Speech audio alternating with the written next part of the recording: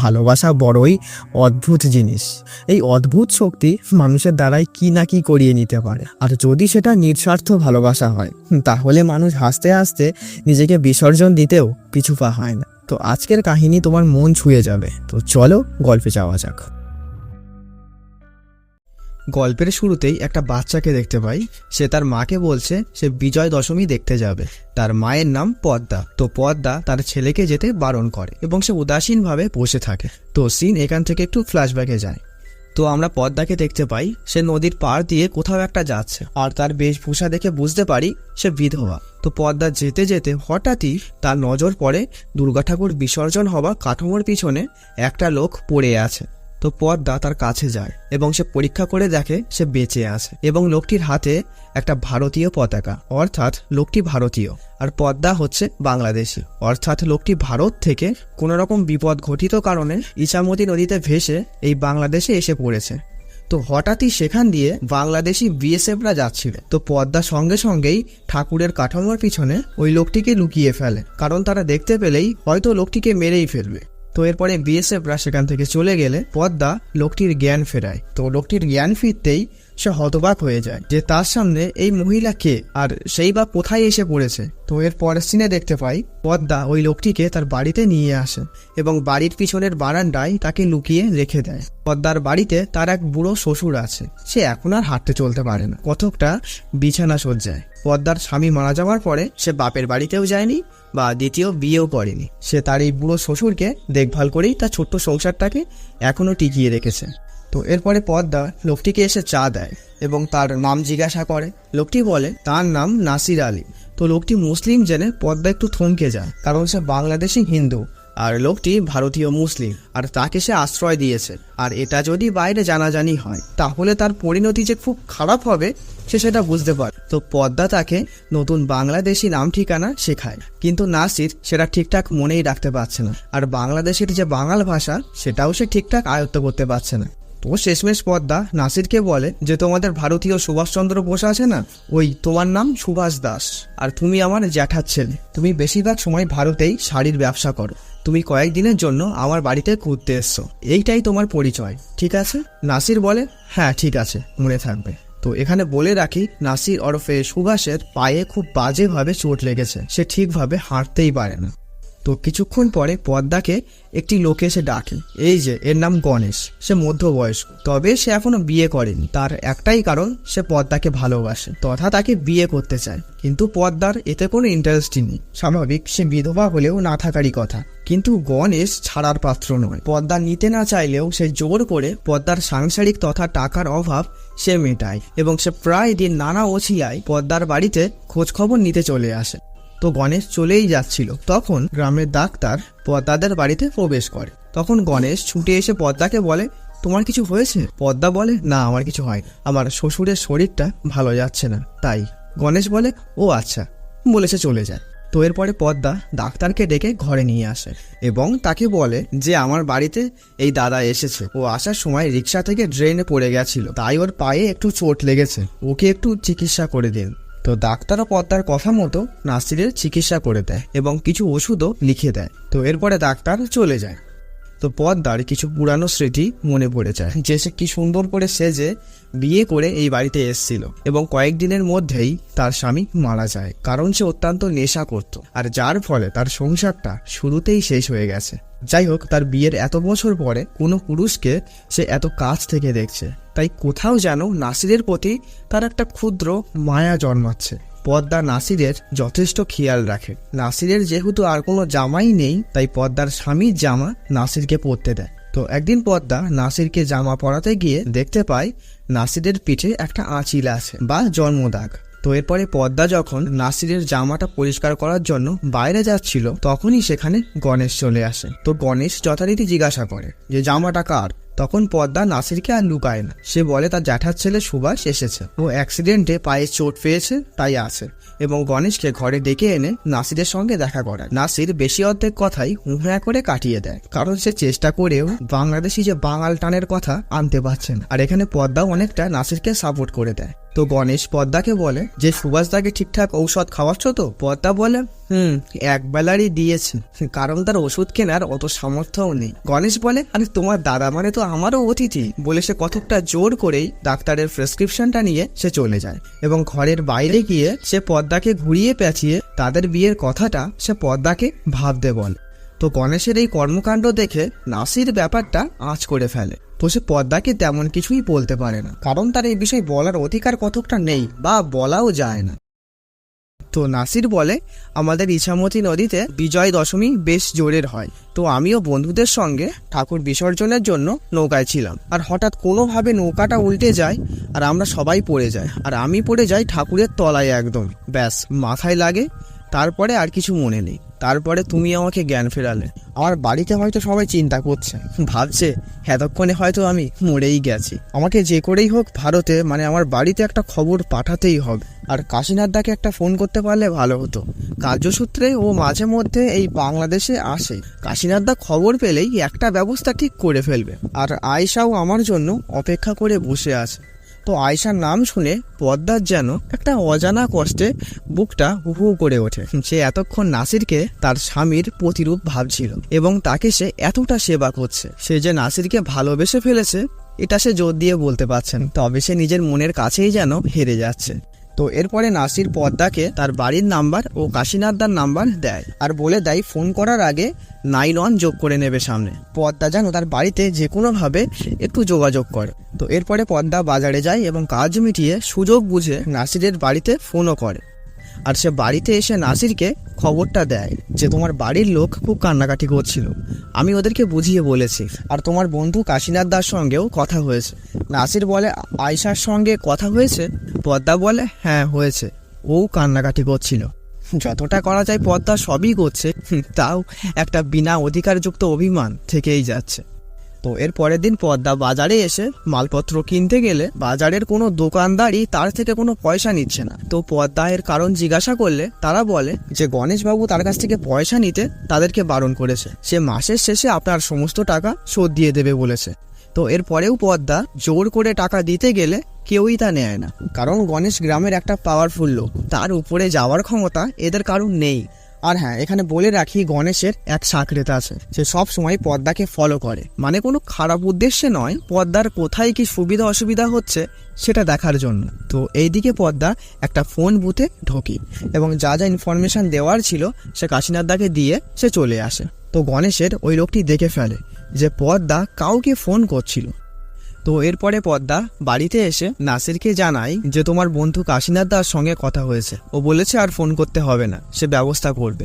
নাসির বলে আমি না তোমার কাছে একটা বোঝা, তুমি আমার জন্য কত কিছুই না করলে, আমি ভারতে ফেরার পরেও তোমার সঙ্গে মাঝে মধ্যে এসে দেখা করে যাব, আর এতদিন আমার পিছনে যা খরচ হয়েছে আমি ইন্ডিয়াতে গিয়ে তা পাঠিয়ে দেব। এই কথাটা শুনে পদ্মা খুব কষ্ট পায় এবং রেগে যায়, তার চাটা সে ফেলে দিয়ে ঘরে চলে যায়।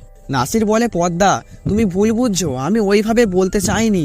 পদ্মা বলে আপনাকে যখন আমি পাই আপনার কোমরে আমি এই লাখ টাকার বান্ডেল পেয়েছিলাম, এইবারে বলুন তো কে লাখ টাকার বান্ডেল নিয়ে নদীতে ঠাকুর বিসর্জন করতে নামে? আমি কি এখনো পর্যন্ত আপনাকে এই নিয়ে কোনো প্রশ্ন করেছি? নাসির স্তব্ধ হয়ে যায়, সে কিছুই বলে না। পদ্মা বলে আপনি খাতায় লিখে রেখেছেন তো আমাকে কত টাকা শোধ দিতে হবে? আসলে ভালোবাসার একটা আলাদাই শক্তি আছে, এখানে কখনো ব্যবসা করতে নেই। আসলে পদ্মা তো নাসিরের থেকে ভালোবাসাই চেয়েছিল, কিন্তু নাসির পদ্মার দিকে সেইভাবে কখনো দেখেইনি।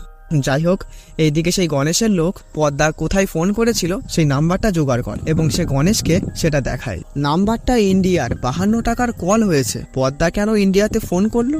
গণেশ বলে ওই সুভাষদা আছে না, ও তো ইন্ডিয়াতে শাড়ির ব্যবসা করে, হয়তো ওর জন্যই ফোন করেছিল। তো পরের দিনই গণেশ পদ্মাদের বাড়িতে আসে এবং সে তাকে বলে যে আজকে আর বাড়িতে রান্না বান্না করতে হবে না, তার বাড়িতে লক্ষ্মী পুজো আছে, সে প্রসাদ খাবার পাঠিয়ে দেবে, কারণ পদ্মাকে নেমন্তন্ন করলে সে তো আর যায় না, আর কোনো রকম সমস্যা হলে সে যেন একবার তাকে জানায়। তো এরপরে রাত্রেবেলা গণেশ একেবারে লোকজন নিয়ে শঙ্খ আর উলুধ্বনি করতে করতে একেবারেই বাড়ির লক্ষ্মী ঠাকুরকে কোলে করেই পদ্মার কাছে আসে, কারণ গণেশ তার ঘরের লক্ষ্মী পদ্মাকেই মনে করে। তো এরপরে সে পদ্মাকে 52 টাকা দক্ষিণা দেয়। পদ্মা অবাক হয়ে যায়, সে বলে আমাকে দিচ্ছেন কেন? গণেশ কিছু না বলে সেটা জোর করে হাতে দিয়ে এবং সে ইন্ডিয়াতে ফোন করেছিল সেই ফোনের বিল পদ্মার হাতে তুলে দেয়। তখন পদ্মা ব্যাপারটা বুঝতে পারে যে এটা কিসের টাকা। গণেশ বলে আপনার যা ফোন করার ওই নিজামুদ্দিনের দোকান থেকেই করবেন, ও আমার কাছে 2 বছর আগে 10,000 টাকা নিয়েছিল, এখনো দেইনি। আর আপনি যদি ইন্ডিয়াতে ফোন করেন তো বিল তো হুবু করে উঠবে আর টাকাটাও শোধ হয়ে যাবে, আর যদি কোনো বিপদে পড়েন তো আমাকে একবার জানাবেন। তো গণেশ কতকটা আল বাঁধানো কথা বলে চলে যায়। পদ্মা হতবুদ্ধি হয়ে দাঁড়িয়ে থাকে। তবে একটা জিনিস এখানে লক্ষণীয়, গণেশ কিন্তু পদ্মাকে সত্যিই ভালোবাসে, কারণ গণেশের যা পাওয়ার আছে তাতে সে ইচ্ছা করলেই পদ্মাকে তুলে নিয়ে গিয়ে বিয়ে করতে পারে, কিন্তু সে তেমনটা করছে না, বা পদ্মা তার থেকে ছোট হওয়া সত্ত্বেও তাকে সে আপনি করে সম্বোধন করে। আর পদ্মার অসহায়তার সুযোগ নিয়ে তাকে সাহায্যদাতার সুযোগ সুবিধা দিয়ে তাকে হাতানোর বিন্দুমাত্র ইচ্ছা তার নেই। সে শুধুই পদ্মা কিভাবে ভালো থাকবে সেটারই খেয়াল রাখার চেষ্টা করে। সে ওই এখনকার মধ্যবয়স্ক তথা কাকুদের মতো ছলে বলে টোপ ফেলে অন্যরকম ভালোবাসা সে বাসে না। তার ভালোবাসাটা সত্যিই খাঁটি। পদ্মা সেটা বোঝে, কিন্তু স্বভাবত স্বীকার করাটা সত্যিই খুবই কঠিন। তো বাইরে পদ্মা আর গণেশের কথা নাসির শুনতে পায়। তো এরপরে পদ্মা ঘরে আসতেই নাসির পদ্মাকে বলে যে আমার জন্যই তোমাকে বারবার বিপদে পড়তে হচ্ছে, আমাকে তুমি ক্ষমা করে দাও, আমি মিথ্যে বলেছিলাম, আমার আসল সত্যিটা তুমি জানো না, আমি ভয় পেয়ে গেছিলাম, কারণ আমি সত্যিটা বললে তুমি হয়তো আমাকে আশ্রয়ই দিতে না। আমি যে ঠাকুর বিসর্জন করতে গিয়ে এখানে এসে পড়েছি এই গল্পটা টোটালি মিথ্যে। আমি আসলে চোরাই কারবারের ব্যবসা করি, আমি ভারত থেকে বাংলাদেশে পাচার করি, কিন্তু সেই দিনকে আমরা বিএসএফ এর হাতে ধরা পড়ে যাই, আর জীবনের দায়ে আমি নদীতে ঝাঁপ মারি, তারপরে আমার মাথায় লাগে, তারপরে আর কিছুই মনে ছিল না, তুমি আমার জ্ঞান ফেরালে। আর কাশীনাথ আমাদের দলের হেড। এইদিকে গণেশের নাসিরকে নিয়ে সন্দেহ হয়, তাই সে তার লোকদের নাসিরের বিষয়ে খোঁজ নিতে বলে। পরের দিন সকালে ডাক্তার পদ্মাকে একটা চিঠি দিয়ে যায়, চিঠিটা নাসিরের নামে, তাই পদ্মা নাসিরকে চিঠিটা দেয়। আসলে চিঠিটি নাসিরের বস কাশীনাথই পাঠিয়েছে। সে নাসিরকে লিখেছে যে কালকে 4টের সময় ঘাটে নৌকা থাকবে, নাসির যেন সেই নৌকায় গিয়ে উঠে পড়ে, ওই নৌকাটা তাকে ইন্ডিয়াতে ঠিক পার করে নিয়ে আসবে। এই চিঠিটা পড়ে নাসির খুব খুশি হয়, সে পদ্মাকে ডেকে ব্যাপারটা বলে, কিন্তু পদ্মা কতকটা রাগান্বিত হয়ে সেখান থেকে চলে যায়। আসলে যেখানে অধিকার নেই সেখানেই মানুষের অভিমান জন্মায়। তো ঘরে ধূপ করে একটা আওয়াজ হয়, পদ্মা সেখানে ছুটে গিয়ে দেখে তার শ্বশুর তক্তপোষ থেকে পড়ে গেছে এবং সে সেখানেই মারা গেছে। তো পদ্মার শ্বশুরের সৎ কাজ গণেশ দাঁড়িয়ে থেকেই সম্পূর্ণ করে। তো এরপরে গণেশ পদ্মাকে বলে আপনি এখন সম্পূর্ণই মুক্ত, সত্যি কথা বলতে আপনার এখন আর কেউই নেই, আপনার সামনে এখন 4টে রাস্তা খোলা আছে, 1 আপনার বাপের বাড়ি, 2 আপনার ওই ভাঙাচোরা শ্বশুর বাড়ি, আর 3 ইন্ডিয়াতে যেটা আমি জানতে পেরেছি, আর 4 আমার বাড়িতে যেটা আপনার জন্য সবসময়ই খোলা আছে। তো এরপরে রাত্রেবেলা খেতে বসে পদ্মা নিজের স্বামীর মতোই নাসিরকে হাওয়া করছিল। তো নাসির পদ্মাকে বলে এইবারে তুমি বাপের বাড়িতে চলে যেও, আমি ইন্ডিয়াতে চলে গেলেও তোমার জন্য চিন্তা হবে। পদ্মা বলে যদি আমার জন্য এতই চিন্তা হয় তাহলে এখানে থেকে যাও, এখানে অত সমস্যা হবে না, আমি তোমাকে পরিচয়পত্র বানিয়ে দেব। নাসির স্তব্ধ হয়ে যায়, কারণ পদ্মা কতকটা সরাসরি তার বক্তব্য সে জানিয়ে দিয়েছে যে সে তাকে বিয়ে করতে প্রস্তুত, কিন্তু পদ্মার ভালোবাসা চাওয়ার যে অধিকার নেই, তাই সে নাসিরকে কোনোভাবেই জোর করছে না বা করবেও না। নাসির কোনো উত্তর দিতে পারেনি। তো এর পরের দিন পদ্মা গণেশের বাড়িতে আসে। গণেশ তো পুরোই অবাক যে পদ্মা স্বয়ং তার বাড়িতে। তো পদ্মা গণেশের কাছে এসে কতকটা কেঁদেই ফেলে।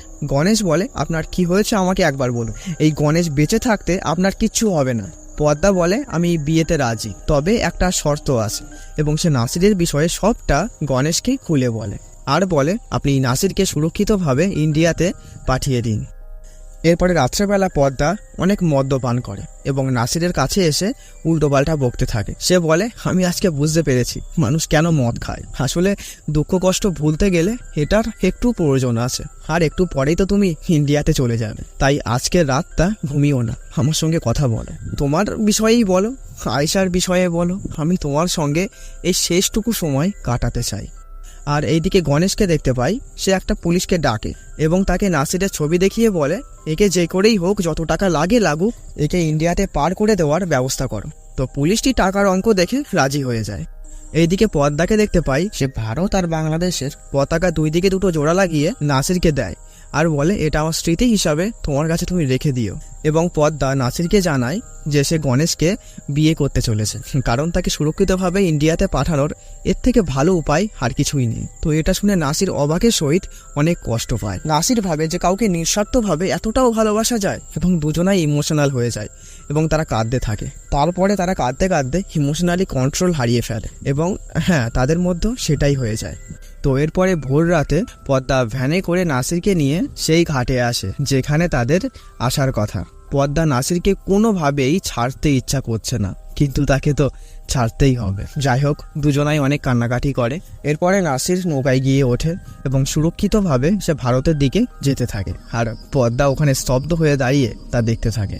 তো এরপরে সকাল হয়ে যায়। কথা মতো গণেশ পদ্মাকে নিতে আসে।